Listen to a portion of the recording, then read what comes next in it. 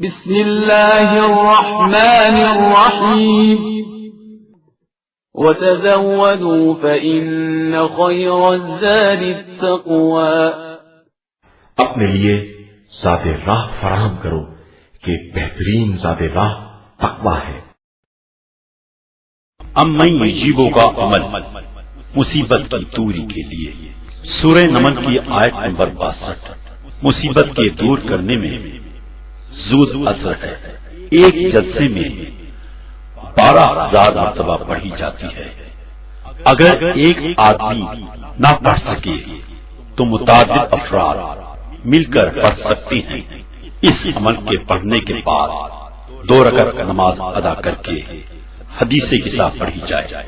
بسم اللہ الرحمن الرحیم امن یجیب المضطر اذا دعاہ ویکشف السوء۔ کون ہے جو مضطر کی دعا کو قبول کرے جب اسے پکارے اور اس سے برائی کو دور کرے؟